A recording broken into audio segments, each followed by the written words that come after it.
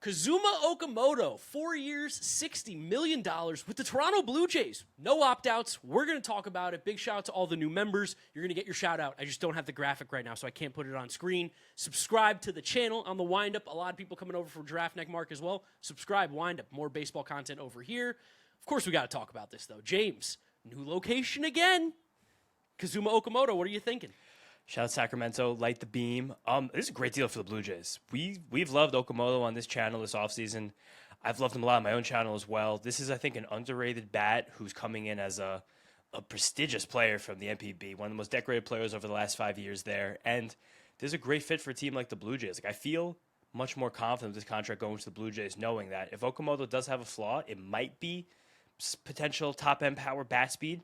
We just saw David Popkins, the Blue Jays hitting staff, get more power out of every single guy on their team last year. If you get steady corner infield defense, the ability to maybe mix in left field in a pinch, like as a 7-hitter, this is such unbelievable depth for what I think probably is the best team in the American League.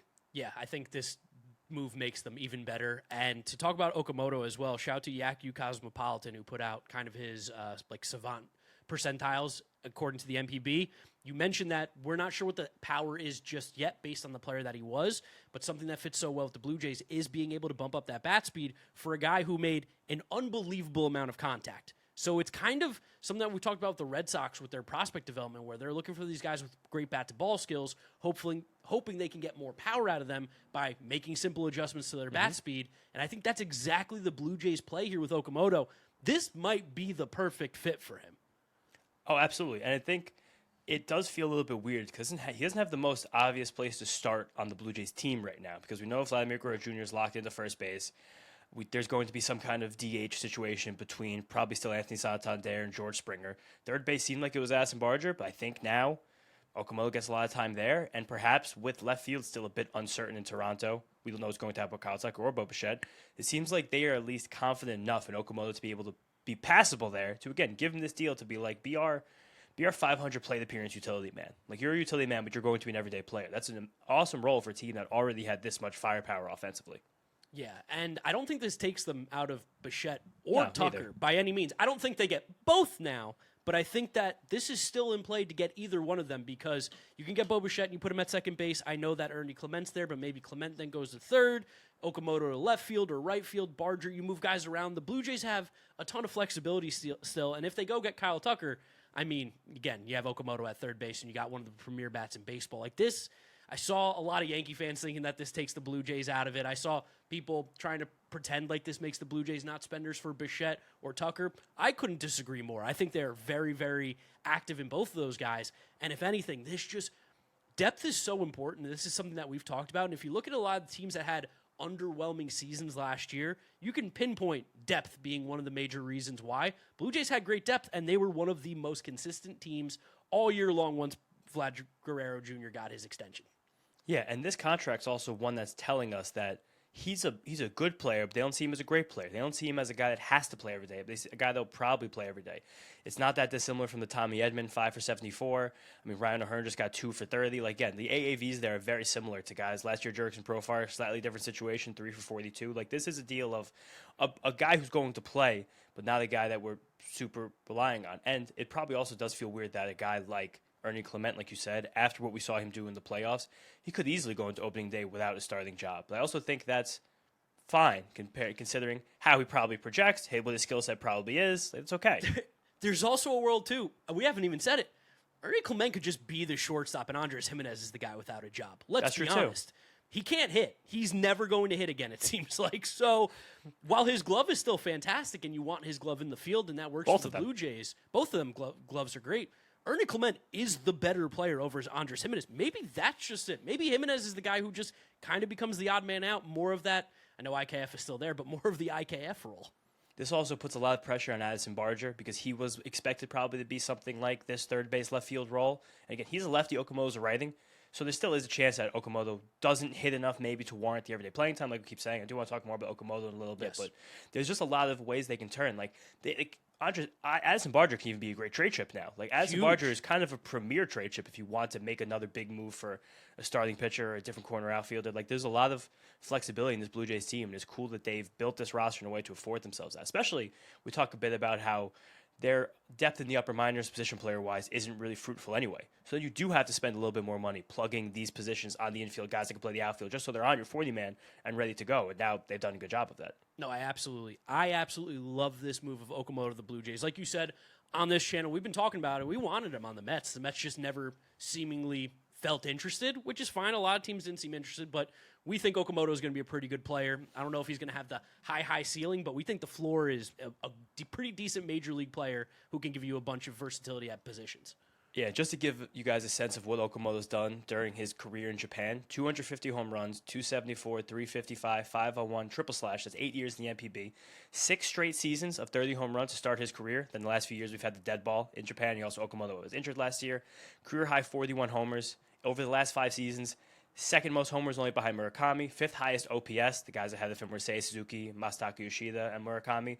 Since 2023, the second highest OPS, second highest isolated slugging. Only guy higher was Yoshida Sugo. And the second most homers. And the big thing, I think, with Okamoto, that the reporting's just been weird about power. Because the advanced data in the FPB is hard to find. I would know that better than anybody, how hard that is to find. So it was reported first that he had 109 mile per hour max exit velocity. And that came from a great Lance Brostowski video at the beginning of the offseason. That would compare him offensively to guys like Ernie Clement, Wilmer Flores, Zach McKinstry, like Caleb Durbin, like not power guys. But in a game against the Cubs last March before the Cubs played the Dodgers to open the season, he had a 112.6 mile per hour double, a rope in the gap off of Daniel Palencia. And with that double, 83 mile per hour bat speed. That's huge. And in that game, he had another 78 mile per hour swing. And also, Yaku Cosmopolitan said in the season, there was a 112 max EV in there. So now you look at the power of guys like Teoscar Hernandez, Brandon Lau, like you're like, this is someone that actually could maybe stretch to 25 homers. Like that is, and if you can stretch to 25 homers with a 90% zone contact rate in Japan with possibly plus defense, this could be like an easy 3-win player you just got for $15 million a year. Yeah, I think, like, honestly, I think the biggest question I have is just, what can he do defensively? I don't really have that much doubt in the bat besides how good it could be, but I think it's going to be pretty solid. Again, keep giving credit to Yaku Cosmopolitan. If you guys want a lot of good info about Japanese players and guys coming over from that league, great follow. You'll see it on the screen somewhere. I'm going to show his account and tweets. But like he even mentioned, he's like, obviously he's a bat first player. He's got to aim for about 20 homers and a 775 OPS. Great. I think that's great, and I think the Blue Jays would love that. Look at how that team was successful last year. It's a lot of players, very similar build to Okamoto.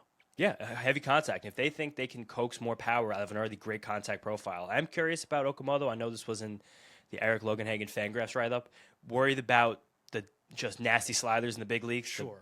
But Okamoto was a guy that was good against velocity. Like he had the home run off a Roki Sasaki 99 mile per hour fastball in an exhibition game last year. Like it just seems like his bat to ball is tremendous. And then Fangraphs said an 84% contact rate against all pitches, 94 miles per hour per above. So good.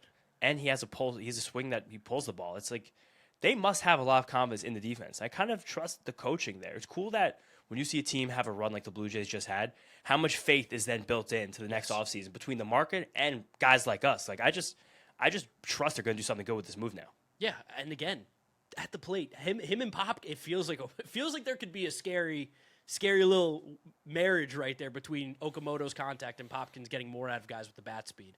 Could be really big. Like guys like Gleyber Torres, Jorge Polanco, that could be how Okamoto profiles offensively. Like I think that'd be pretty good. Like around an 800 OPS would be fantastic out of him. Do you think they're the best team in the American League?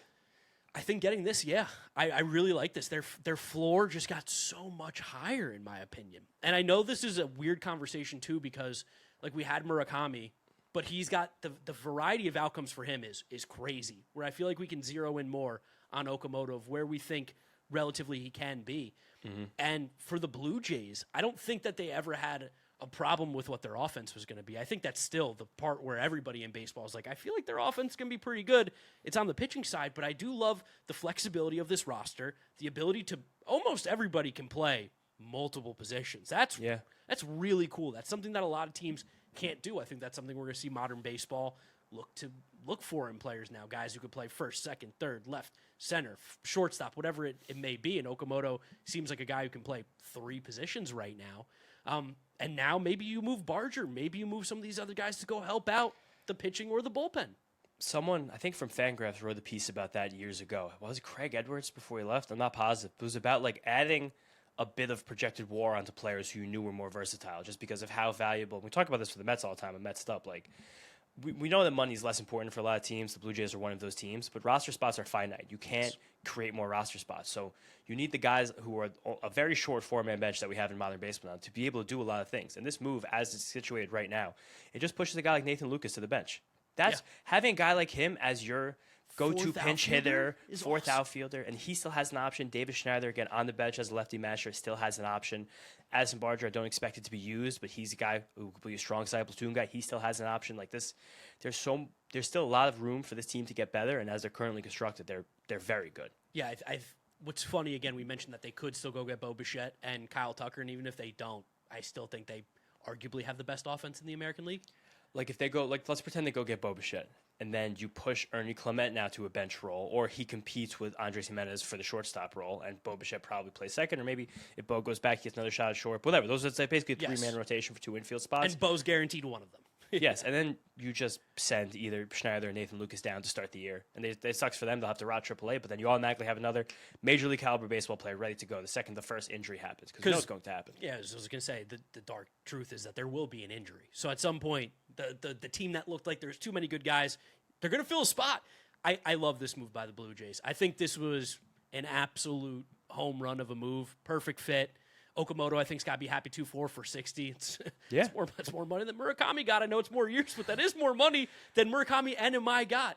Imagine an offseason saying that Okamoto would have gotten the most guaranteed money out of any Japanese player.